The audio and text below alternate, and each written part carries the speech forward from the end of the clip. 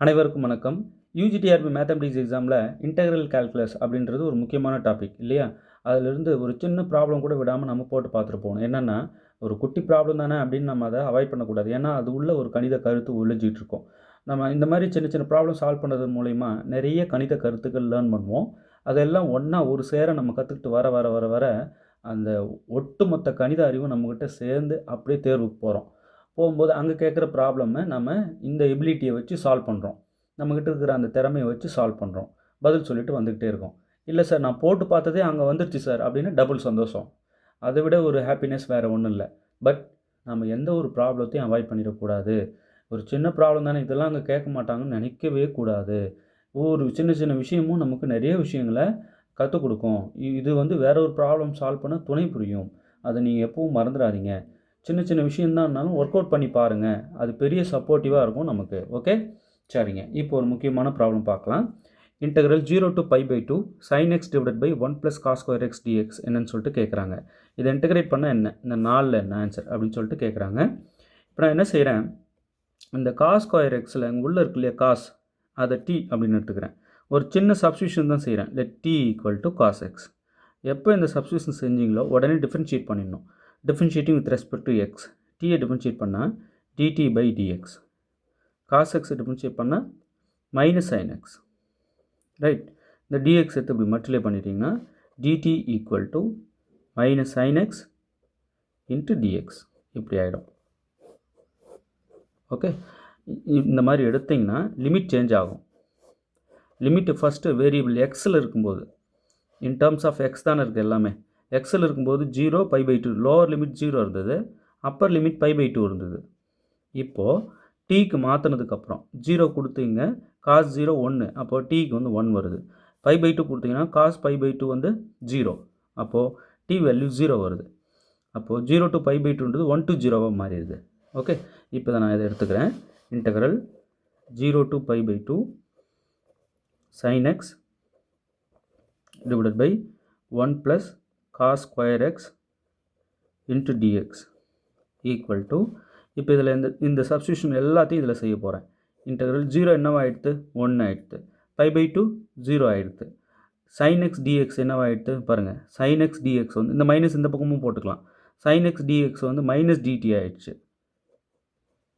sin x dxக்கு இந்த minus இங்கே போட்டு மைனஸ் dt போட்டுருங்க.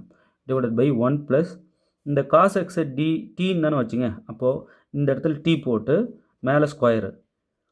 ஓகே, அவ்வளோதாங்க, எல்லா சப்ஸ்டியூஷனும் செஞ்சாச்சு. இப்போ ஒரு முக்கியமான விஷயம் சொல்கிறேன் பாருங்கள்.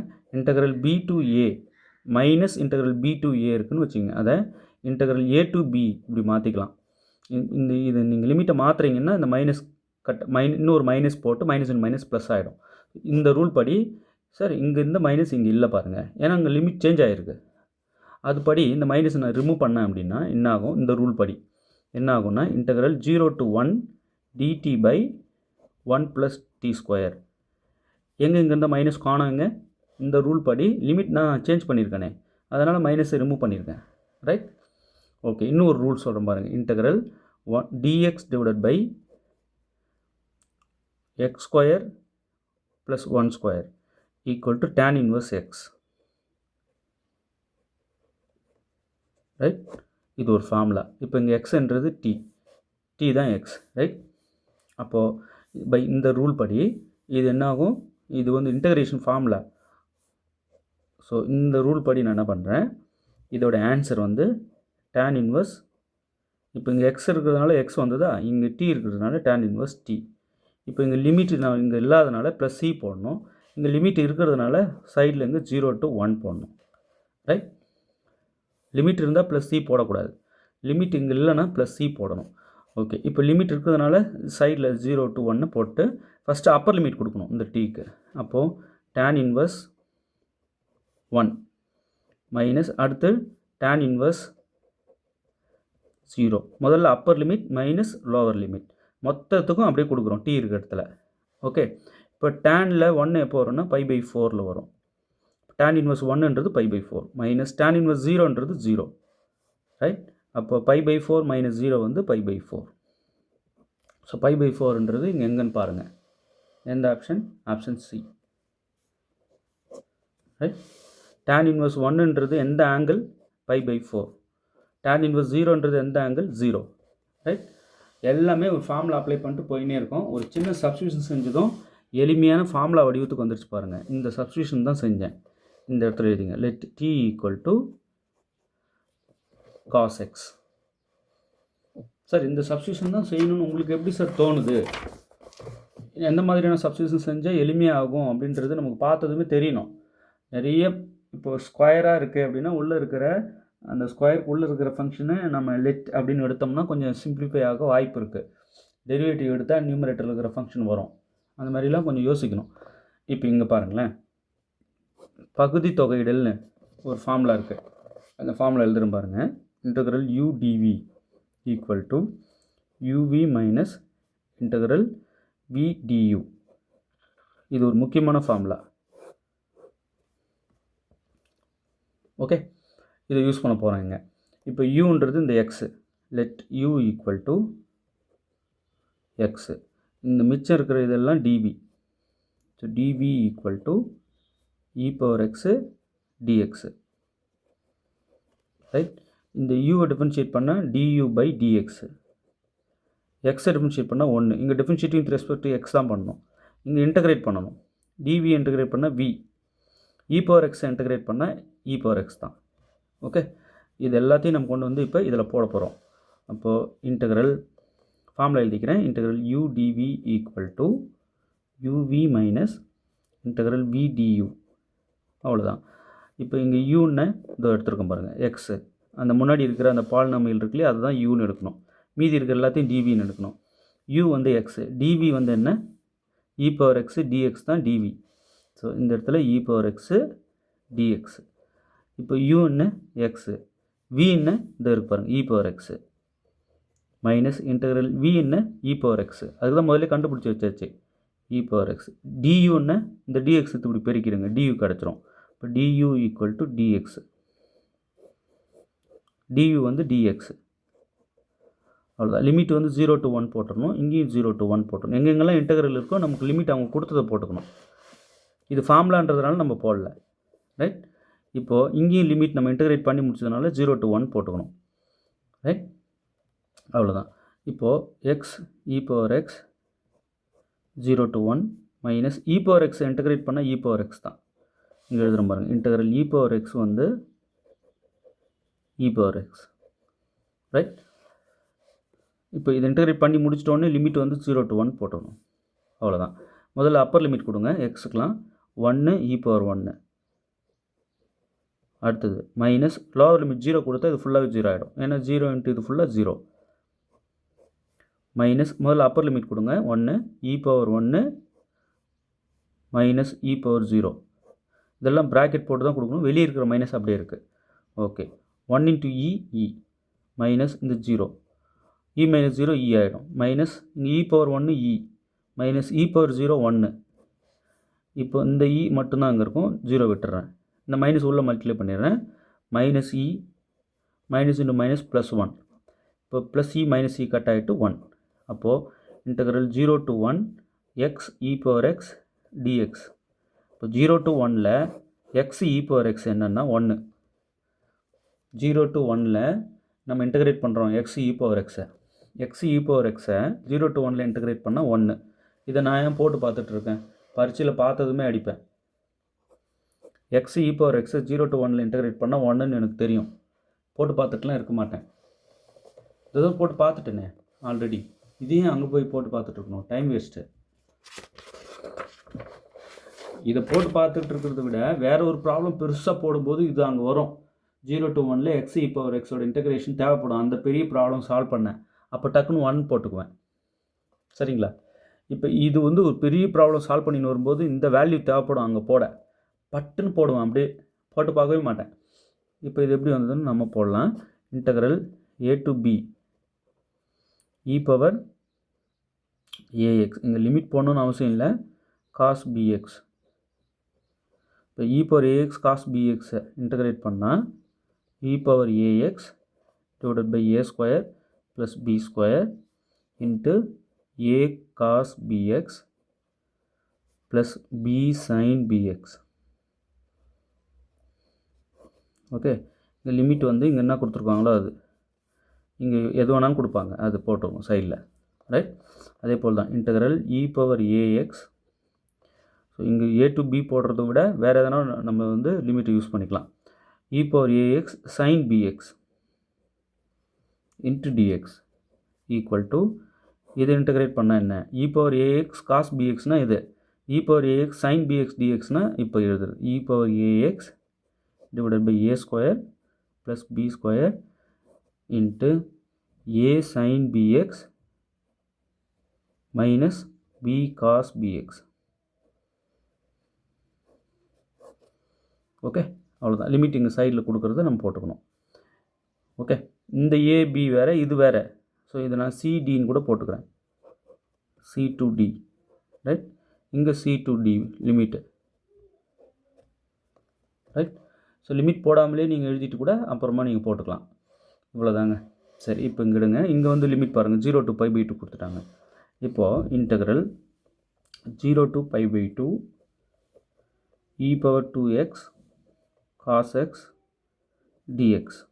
ரைட், ஈக்குவல் டு, இப்போது இது இந்த ரெண்டில் எந்த ஃபார்மில் வந்துருக்கு பாருங்கள். இங்கே வந்து b வேல்யூ 1, உள்ள எக்ஸோட கோஎஃபிஷியன்ட் தான் b. இங்கே a வேல்யூ, இங்கே எக்ஸ்பொனென்ஷியல் ஃபங்க்ஷன் மேலே எக்ஸோட கோஎஃபிஷியன்ட் 2, இதுதான் a. இப்போ a வந்து 2, b வந்து 1. இப்போ இந்த ஃபார்முலாவா இந்த ஃபார்முலாவா, ஃபஸ்ட்டு ஃபார்முலா தான். சரிங்களா, அப்படியே இதில் போடுங்க. இ பவர் a வந்து 2, அப்போ 2x டிவைடட் பை a வந்து 2, அப்போ 2 ஸ்கொயர் ப்ளஸ் b வந்து 1 ஸ்கொயர் இன்ட்டு a வந்து 2 காஸ் b வந்து 1, அந்த 1 அப்படியே 1x ப்ளஸ் b வந்து 1 சைன் b வந்து 1 x போட்டு லிமிட் இது மொத்தத்துக்கும் கொடுக்கணுங்க, 0 to π by 2. அவ்வளோதான் ஃபஸ்ட்டு ஃபார்முலா. இதை வச்சும் கணக்கு வரும், இந்த ஃபார்முலா எழுதி வச்சுக்கோங்க. அவ்வளோதாங்க, எழுதியாச்சு பை ஃபார்முலா படி. இ பவர் 2x அப்படி வச்சுக்கோங்க, டிவைடட் பை 2 ஸ்கொயர் 4, 1 ஸ்கொயர் 1, 4 + 1 5. இங்கே வந்து மேலே வந்து 2. ரைட், இங்கே வந்து 2 cos x plus sin x 1 into x sin x. Right, அவ்வளோதான் 0 to π by 2. ரைட், முதல்ல அப்பர் லிமிட் கொடுக்குறேன், இங்கே கொடுக்குறேன் எக்ஸுக்கு e power 2π by 2 by 5 2 cos π by 2 plus sin π by 2. Upper limit கொடுத்தாச்சுங்க. Minus lower limit. இப்போ அதே தான் 0 கொடுக்குறோம், இ பவர் 0, இங்கே 0 வந்தால் எல்லாமே 0, e power 0 by 5 into 2 cos 0 plus sin 0. எக்ஸுக்கு 0 கொடுக்குறேன், எக்ஸ் இருக்க இடம்லாம். ஃபஸ்ட்டு அப்பர் லிமிட் கொடுத்த கேஸு இது ஃபுல்லாக, லோவர் லிமிட் கொடுத்த கேஸு இது ஃபுல்லாக. லிமிட் கொடுக்குறதுல தான் நம்ம நிறைய பேர் தப்பு பண்ணுறதே. இப்போ இந்த 2 கட் பண்ணிடலாம். அப்போ இ பவர் π by 5. அடுத்தது காஸ் π by 2 0 ஆகிடும், 0 இன்ட்டு இது ஃபுல்லாக 0 ப்ளஸ் sin π by 2 இங்கே 1 ஆகிடும், மைனஸ் இங்கே இ பவர் 0 1 by 5, இங்கே காஸ் 0 1 1 into 2 2 ப்ளஸ் sin 0 0. அவ்வளோதான். இப்போது இங்கே 0 + 1 1 1 into இது, அப்போ இ பவர் π by 5, இது ஃபுல்லாக சிம்பிளிஃபை ஆகிடுச்சு, மைனஸ் 2 + 0 2 2 into 1 2 by 5. அப்போது இங்கே ரெண்டு பேஸும் பாருங்கள் 5 அப்படி வச்சுட்டு இங்கே இ பவர் π மைனஸ் 2 இப்படி வந்து நிற்கிது. ஸோ இது எங்கே இருக்கு பாருங்கள், e power π minus 2 by 5, option b. Right, suppose இந்த செகண்ட் ப்ராப்ளம் இருக்கு, செகண்ட் ஃபார்முலா இருக்கு இல்லையா, இதை யூஸ் பண்ணி ப்ராப்ளம் வரும். இங்கே காசு வந்தால் இந்த ஃபார்முலா யூஸ் பண்ணிக்கோங்க. இங்கே பாருங்கள், இங்கே காசு வந்திருக்கு, அதனால் இந்த ஃபார்முலா யூஸ் பண்ணிட்டேன். இங்கே சைன் வந்தால் இந்த ஃபார்முலா யூஸ் பண்ணிக்கோங்க. இந்த ரெண்டு ஃபார்முலாவும் சீட்டில் எழுதி சவுத்தில் ஒட்டி வச்சு தினமும் படிங்க. ரைட், ரெகுலராக நம்ம வந்து கொடுத்துட்டே இருப்போம், நம்ம ரிமைண்ட் பண்ணினே தான் இருப்போம், விட மாட்டோம். ஆனாலும் டெய்லி ஃபார்முலா படிக்கிற ஹேபிட் வச்சுக்கோங்க. அடுத்து இந்த ப்ராப்ளம் பாருங்கள். இப்போது உள்ளே இருக்கு இல்லையா, அந்த இப்போது ஸ்கொயர் எதுக்கு மேலே ஸ்கொயர் இருக்குது, எதுக்கு மேலே க்யூப் இருக்குது, அது உள்ளே இருக்கிற ஃபங்க்ஷனை டீன்னு எடுங்க. லெட் டி ஈக்குவல் டு அந்த சப்ஸ்டியூஷன், அந்த உள்ளே இருக்கிற ஃபங்க்ஷன் எடுத்தாலே மேக்ஸிமம் ப்ராப்ளம் சால்வ் ஆகிடும். இப்போ சைன் இன்வர்ஸ் எக்ஸ் இதுதான் டி. இதை டிஃபரன்ஷியேட் பண்ணுங்கள். dt by dx equal to sign inverse X differentiate பண்ணால் 1/√(1 - x²). அவ்வளோதான். இந்த dx எடுத்து இப்படி மல்டிப்ளை பண்ணிடுங்க. அப்போ dt equal to dx divided by √(1 - x²). இதுதான் dt, ரைட்? இப்போது இங்கே சப்ஸ்டியூஷன் செய்கிறேன், அதாவது லிமிட் சேஞ்ச் பண்ணுறேன். ஃபஸ்ட்டு எக்ஸாக இருக்கும்போது இதெல்லாம் வேரியபிள் எக்ஸில் இருக்குது இல்லையா? எக்ஸாக இருக்கும்போது லோவர் லிமிட் 0, அப்பர் லிமிட் 1. இப்போ டீக்கு மாற்றும்போது 0 கொடுத்தா சைனில் 0 வந்து 0 டிகிரியில் வரும். 1 கொடுத்தா π/2ல் தான் 1 வரும். அப்போது இங்கே π/2. சைன் இன்வர்ஸ் 1 வந்து π/2. இந்த இடம் புரியலன்னா எனக்கு கால் பண்ணுங்கள், கிளியராக சொல்லித்தரேன். இல்லை சார் இன்னும் கிளியர் பண்ணுங்கன்னு கமெண்ட்டில் சொல்லுங்கள், நான் வீடியோவில் சொல்கிறேன். ஒன்றும் இல்லைங்க, இங்கே 0 கொடுத்தா சைன் இன்வர்ஸ் 0 வந்து 0. இங்கே 1 கொடுத்தா சைன் இன்வர்ஸ் 1 வந்து π/2, ரைட்? அவ்வளோதான். இப்போ இது எல்லாத்தையும் கொண்டு வந்து நான் இதில் சப்ஸ்டியூட் பண்ண போகிறேன். இந்த செய்கிற இந்த சப்ஸ்டியூஷன் ஃபுல்லாக இதில் கொண்டு வந்து அப்ளை பண்ண போகிறேன்.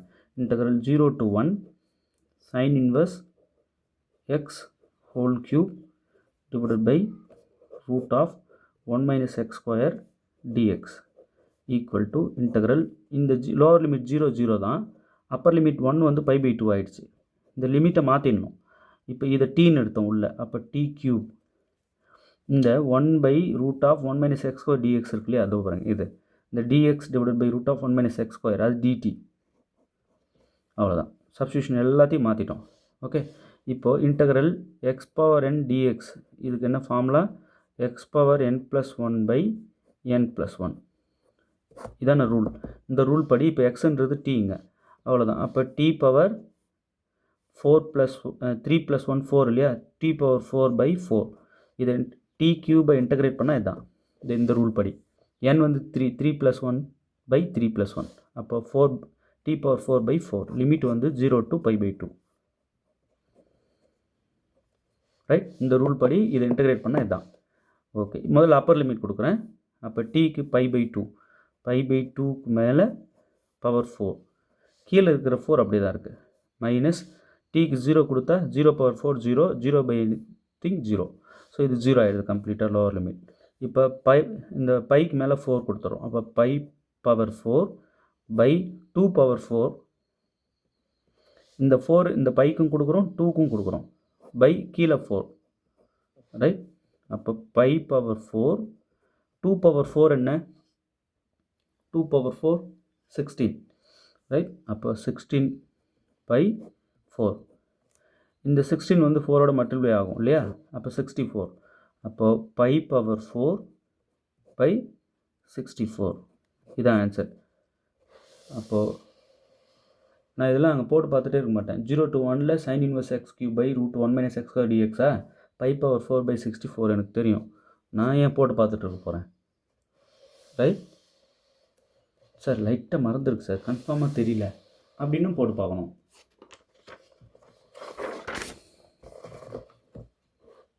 இப்போ இங்கே பாருங்கள், இப்போ இந்த ப்ராப்ளம் அங்கேயே அப்படியே இருக்கும் அப்படின்றதுக்காக இதெல்லாம் சொல்லி கொடுக்குறேன் இல்லையே.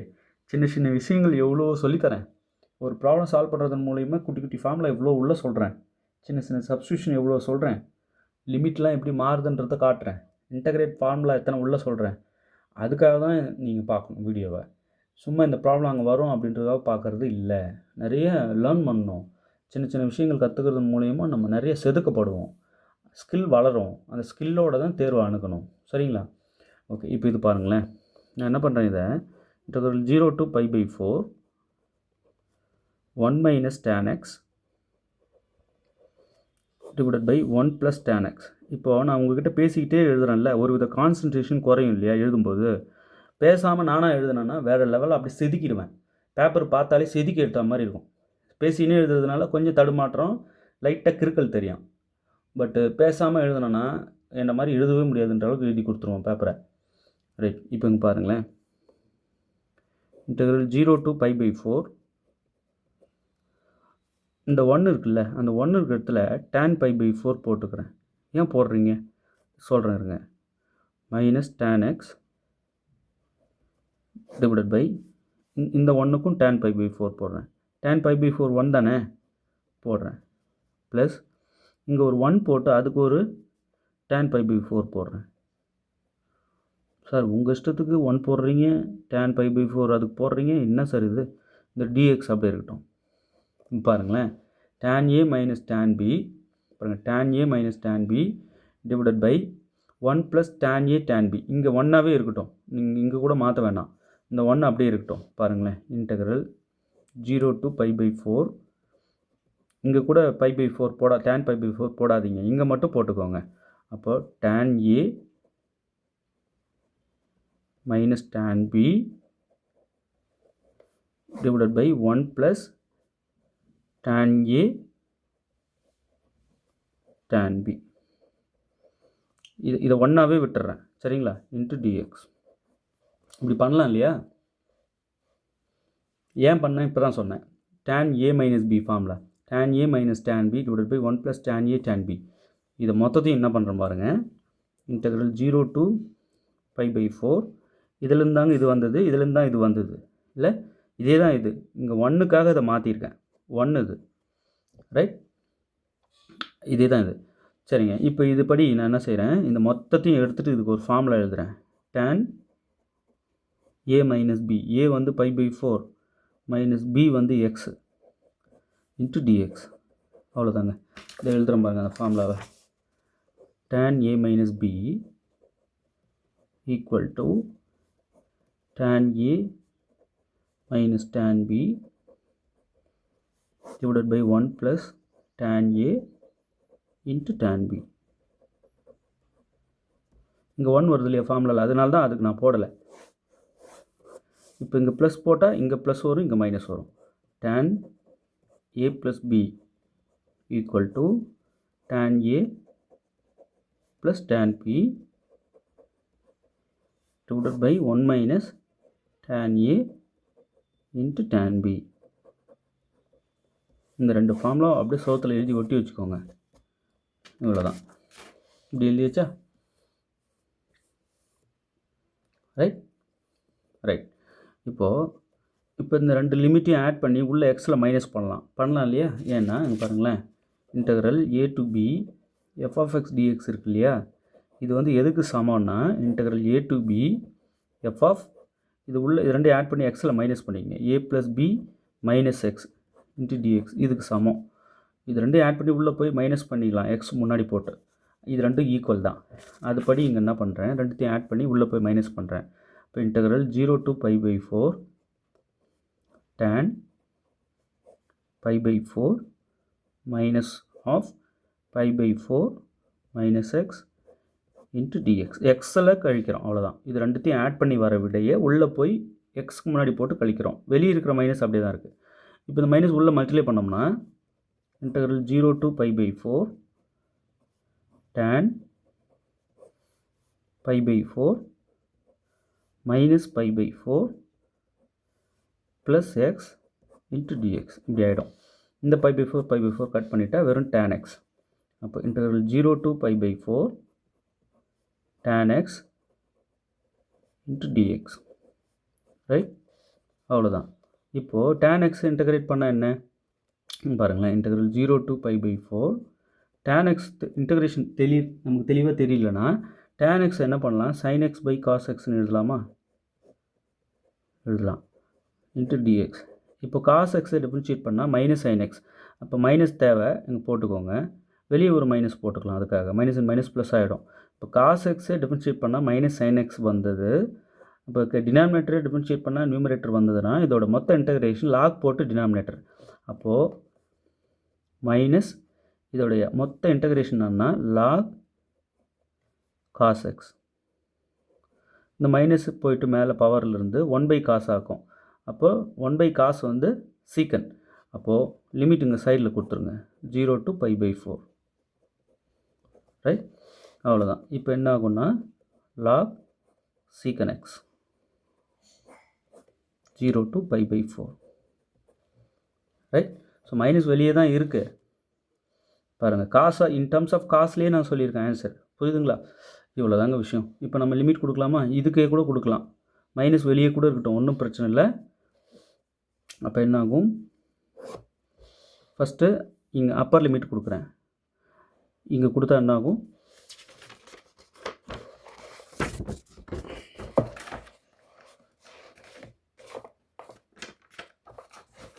இங்கே இருக்கு இல்லையா, இந்த மைனஸை இங்கே பவர் கொண்டு போய் இன்வெர்ஸ் காஸ் மேலே -1, காஸ் இன்வெர்ஸ் இல்லை, காஸ்க்கு மேலே -1.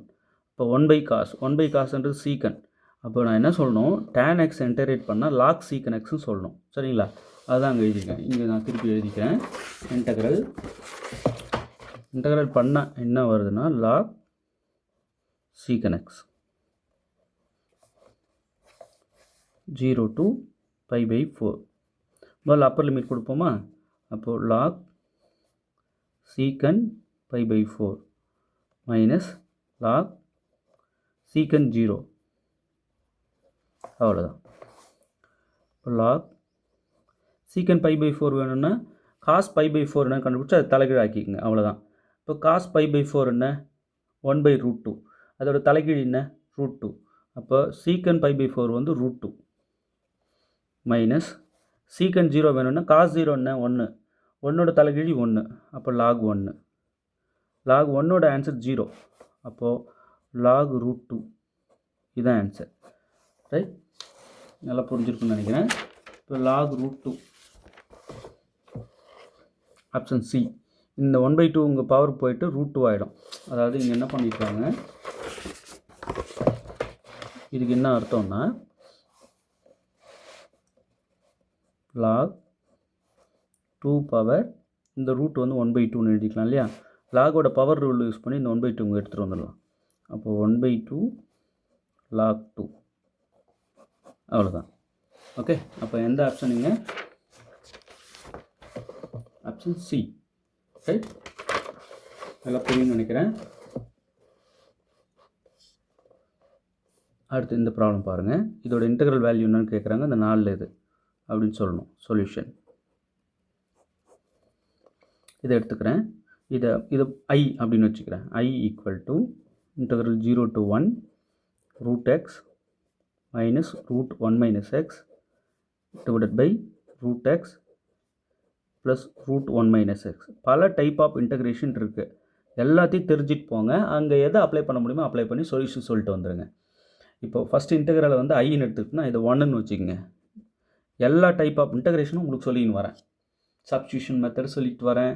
அந்த லிமிட் ஆட் பண்ணி உள்ளே மைனஸ் பண்ணுற இன்டகிரேஷனும் சொல்லிட்டு வரேன். சாதாரணமாக இன்டகிரேட் பண்ணி சொல்கிறதையும் சொல்லிட்டு வரேன். இந்த மாதிரி ஐன்னு எடுத்துகிட்டு போடலாம், அதையும் சொல்லிட்டு வரேன்.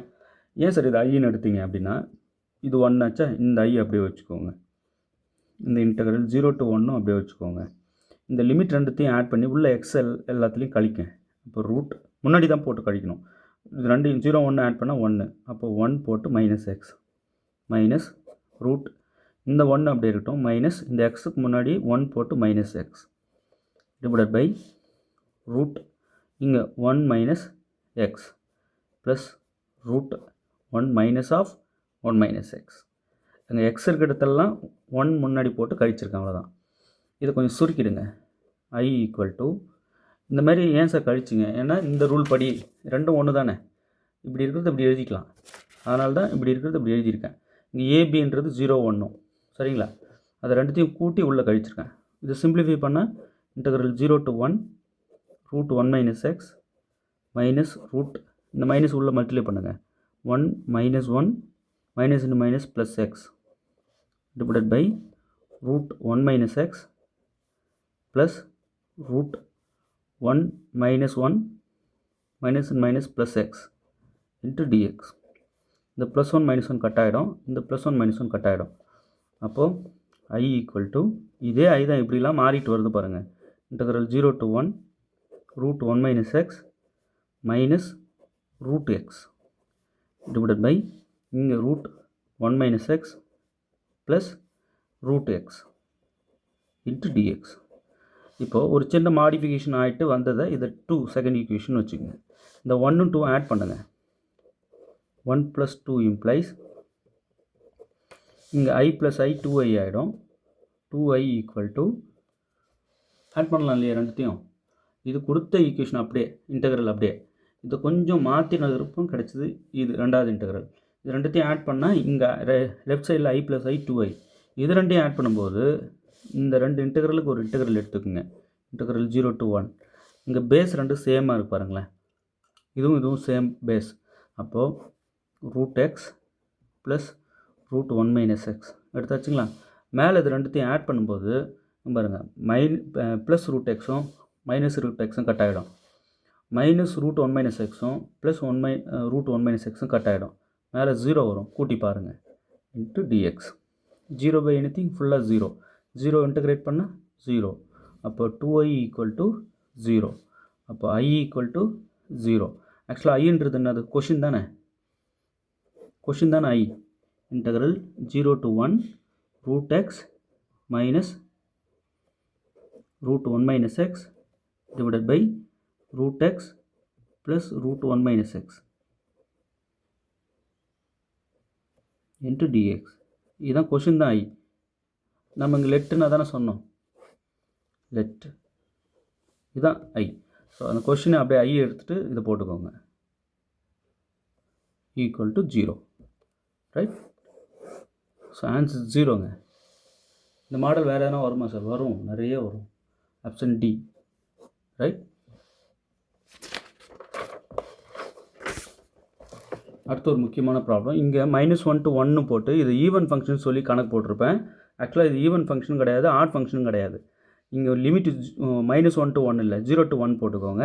இப்போ இந்த ப்ராப்ளம் என்னென்னா, இதை அப்படியே எடுத்துக்கிறேன். Integral 0 to 1 1 minus x power 6 dx, right. சரிங்க. இப்போ இதில் இந்த ரெண்டு லிமிட்டும் ஆட் பண்ணால் ஒன்றா, அதை உள்ளே போய்ட்டு எக்ஸில் மைனஸ் பண்ணிக்கலாம் இந்த ரூல் படி, ரைட். அப்போது என்ன ஆகுனா, integral 0 to 1 1 minus x power 6 into dx, right. ரெண்டுத்தையும் ஆட் பண்ணி உள்ளே போய்ட்டு எக்ஸ்க்கு முன்னாடி போட்டு கழிச்சிருக்கேன். ஓகே. இன்டகிரல் 0 to 1 1 மைனஸ் உள்ள மல்டிப்ளை பண்ணுங்கள், -1 + 1 + x பவர் 6. ஸோ மைனஸ் உள்ள மல்டிப்ளை ஆகி சைன் சேஞ்ச் ஆகிருக்கு. +1 -1 கட் ஆகிட்டு x பவர் 6 இருக்குது, இந்த dx அப்படியே, right. Integral 0 to 1 x power 6 dx, right. x power 6 integrate பண்ணால் x பவர் 7/7, லிமிட் வந்து 0 to 1, ரைட். முதல்ல அப்பர் லிமிட் x கொடுக்குறோம். அப்போ 1 power 7/7 minus 0 power 7/7 0 0 power 7/7 0 power 7 0 0/7 0. அப்போ 1 பவர் 7 வந்து 1 தான், 1/7, ரைட். அவ்வளோதான். இப்போ 1/7ன்றது எந்த ஆப்ஷன்? Option A, right. போன தடவை நான் இந்த ஆன்சரை சூஸ் பண்ணியிருப்பேன். ஆக்சுவலாக அது தவறு, இது நம்ம சூஸ் பண்ணக்கூடாது, ரைட். ஏன்னா உள்ளே இருக்கிறது ஈவன் ஃபங்க்ஷனும் இல்லை, ஆட் ஃபங்க்ஷனும் இல்லை.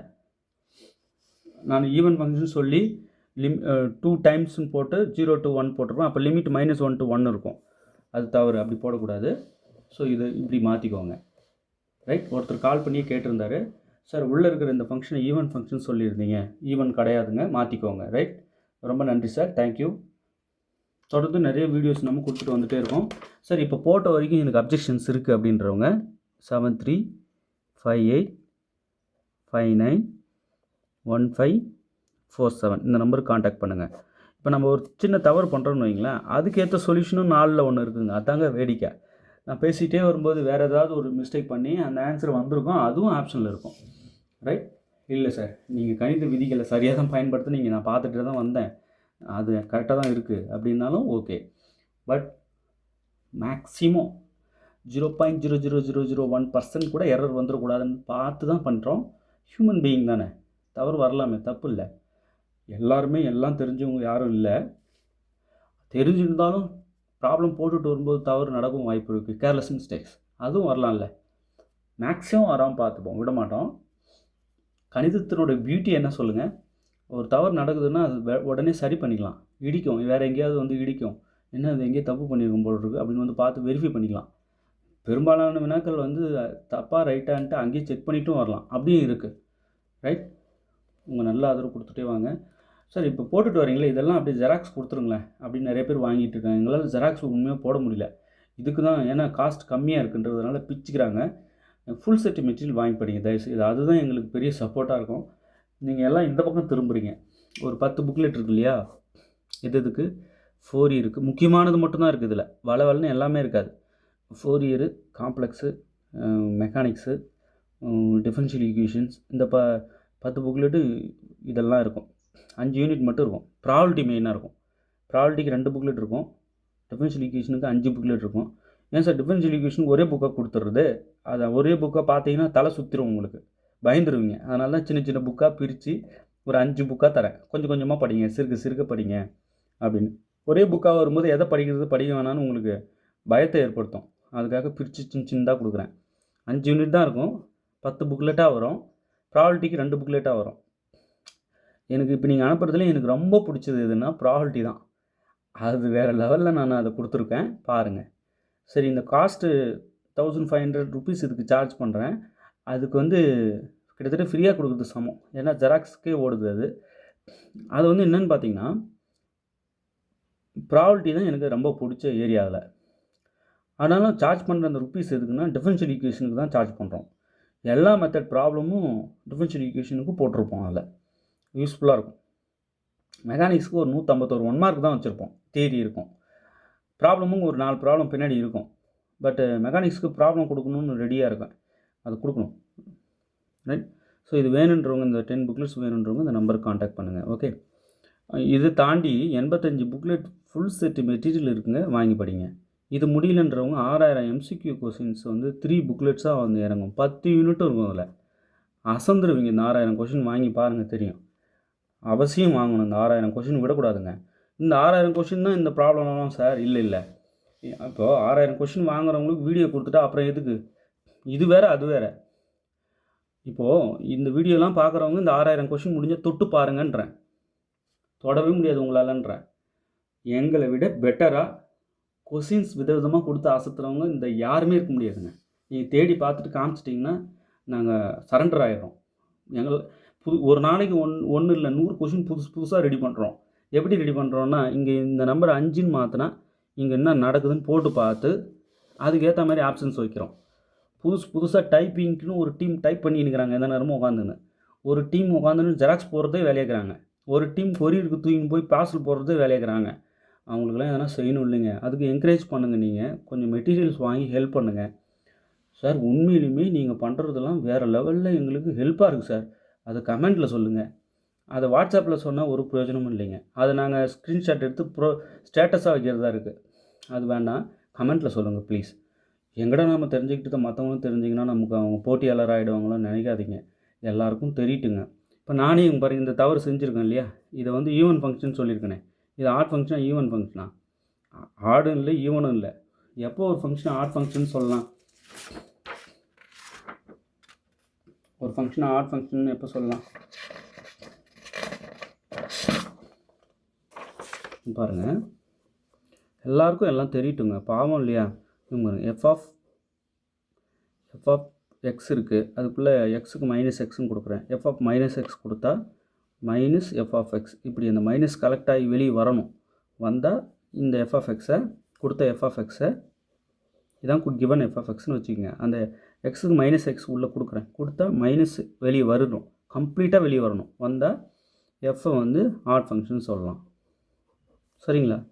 இல்லை சார், எஃப்க்கு உள்ளே இருக்கிற எக்ஸுக்கு நான் -x கொடுத்தேன். உள்ளே எங்கெங்கெல்லாம் எக்ஸ் இருக்கோ அங்கெல்லாம் -x கொடுத்தேன். கொடுத்தா எனக்கு எஃப் ஆஃப் எக்ஸே கிடச்சிச்சு அப்படின்னா இந்த எஃப்பை ஈவன்னு சொல்லலாம். சரிங்களா? இதான். இப்போ நீங்கள் எஃப் ஆஃப் எக்ஸ் என்ன கொடுத்துருக்காங்கன்னா 1 - x ^ 6 இதான் இருக்குது. இப்போ இதான் கிவன் ஃபங்க்ஷன். இதுக்குள்ளே எக்ஸுக்கு -x கொடுங்க, என்னாகும்? 1 - ஆஃப் எக்ஸுக்கு -x ^ 6. இப்போ என்ன ஆகும்னா இந்த மைனஸ் வெளியே வந்து ப்ளஸ் ஆகிடும். 1 + x ^ 6. இப்போ இது எஃப் ஆஃப் எக்ஸ் ஆகுது இல்லையே, வரலையே. எஃப் ஆஃப் எக்ஸே வரல. எஃப் ஆஃப் எக்ஸே எந்த ஒரு ரிலேஷனும் இல்லை. அப்போது ஆடும் இல்லை ஈவனும் இல்லை இல்லையா? ஸோ இந்தமாரி சின்ன சின்ன விஷயங்கள் எல்லாேருக்கும் தெரிய வரும்ல. ஸோ நம்ம ஷேர் பண்ணால் தானே எல்லாேருக்கும் தெரியும். இதெல்லாம் தெரிஞ்சுக்கிட்டுமே, பாவம் இல்லையா? சின்ன சின்ன விஷயங்கள் நம்ம கேர்லெஸ்ஸாக சில விஷயங்களையும் நம்ம சரி பண்ணி செய்கிற மிஸ்டேக்ஸும் சரி பண்ணிக்குவோம் இல்லையா? ஸோ நிறைய ப்ராப்ளம் நம்ம இப்போ இந்த வீடியோவில் பார்த்துருக்கோம். ஏற்கனவே நிறைய ப்ராப்ளம்லாம் போட்டிருக்கோம். அந்த ப்ராப்ளம் வீடியோலாம் நான் உங்களுக்கு அனுப்புகிறேன். 7358591547 இந்த நம்பர் கான்டாக்ட் பண்ணுங்கள். ஓகே. இப்போ நிறைய பேர் வந்து வீடியோஸ் வந்து பார்க்க ஆரம்பிச்சிட்டாங்க. எல்லா கண்டென்ட்டும் போட்ட ப்ளேலிஸ்ட்டு தனித்தனியாக யூனிட் வைஸ் அடுக்கி அதை என்ன பண்ண போகிறோம், யாரெல்லாம் நம்மக்கிட்ட டெஸ்ட் பேட்ச் ஜாயின் பண்ணுறாங்களோ, யாரெல்லாம் நம்மக்கிட்ட ஸ்டடி மெட்டீரியல் வாங்குகிறாங்களோ அவங்க மட்டும் பார்க்குற மாதிரி வீடியோ வந்து ப்ரைவேட் பண்ணிடலான்ட்டு இருக்கோம். அது அப்போ தான் வந்து பெரிய சப்போர்ட்டாக இருக்கும் எங்களுக்கெலாம் அப்படின்னு டீம் மெம்பர்ஸ் கேட்டுட்ருக்காங்க. சார் வீடியோ பார்க்குறாங்க, நோட்ஸ் எடுத்துக்கிறாங்க சார். ஆனால் நம்ம மெட்டீரியல் வாங்கி என்கரேஜ் பண்ணலையே. இப்போ நீங்கள் வீடியோ ப்ரைவேட் பண்ணால் கூட மெட்டீரியல் வாங்குவாங்க. மெட்டீரியல் வாங்குறவங்களுக்கு நம்ம வீடியோஸ் கொடுத்துடலாம். அது மெட்டீரியல் வாங்கினா நம்ம வீடியோஸ் கொடுத்துடலாம் இல்லையா, அவங்க வீடியோ பார்த்துக்கிட்டோம் அப்படின்னு ப்ரைவேட் பண்ண சொல்லி கேட்டுட்ருக்காங்க. நாங்கள் வந்து 75% வீடியோஸ் போட்டுட்டோம். இன்னும் ஒரு 25% போட்டுட்டோம். வீடியோ ப்ரைவேட் பண்ணிடலான் இருக்கோம். அதாவது எல்லோரும் பார்க்க முடியாது. மெட்டீரியல்ஸ் வாங்குறவங்களுக்கு வீடியோஸ் யூனிட் வைஸ் கொடுத்துடலான் இருக்கோம். எல்லாத்தையும் கொடுத்துட்டு செய்யலான் இருக்கோம். ஸோ செய்ய போகிறோம். விரைவாக வந்து எல்லா வீடியோஸும் நீங்கள் பார்த்து எழுதிக்கிறதும் நல்லது முதல்ல. ஆனாலும் ஒரு வீடியோ இருக்குன்னா பல தடவை ப்ளே பண்ணி பார்க்குறாங்க. எனக்கு இப்போது அனலிட்டிக்ஸ் போய் என்னால் பார்க்க முடியுது. சில அனலிட்டிக்ஸ் பார்க்கும்போது வியூவர்ஸ் 100 பேர் தான் இருக்கீங்க. அதில் 80% பீப்புள்ஸ் என்ன பண்ணுறீங்க, ஃபுல் வீடியோ பார்க்குறீங்க. இப்போ ஒரு சிலர் வீடியோ பார்க்குறோன்னா ஸ்கிப் பண்ணிடுவாங்க இல்லையா, 2 செகண்ட் பார்த்துட்டு ஸ்கிப் பண்ணிட்டா அப்படின்னு போயிடுவாங்க. அப்படிலாம் நம்ம வியூவர்ஸ் யாரும் இல்லை. இப்போ 100 200 பேர் 400 பேர் வியூவர்ஸ் இருக்காங்கன்னா 400 பேரும் அந்த வீடியோவை ஃபுல் லென்த்து பார்க்குறாங்க. அட்லீஸ்ட் ஒரு 350 பேராவது ஃபுல் லென்த்து வீடியோவும் பார்க்குறாங்க. இங்கே எனக்கு அனலிட்டிக்ஸில் நான் இண்டிவிஜுவல் பார்க்குறேன். எனக்கு கிளியராக அந்த மார்க் வந்து ஆரோ கிளியராக அந்த அந்த டயக்ராம் பார் டயக்ராம் காட்டுது, எந்த அளவுக்கு வீடியோ பார்க்குறாங்க வியூவர்ஸ் அப்படின்னு. ஸோ ரொம்ப நன்றிங்க எல்லாருக்கும். இன்னும் நிறைய பேர் பார்க்க வைங்க, பெரிய சப்போர்ட்டாக இருக்கும் எங்களுக்கு. எங்களுடைய ஸ்டடி மெட்டீரியல்ஸ் வாங்கி எங்களை என்கரேஜ் பண்ணுங்கள். ஓகே, தேர்வில் வெற்றி பெற வாழ்த்துக்கள். தேங்க்யூ.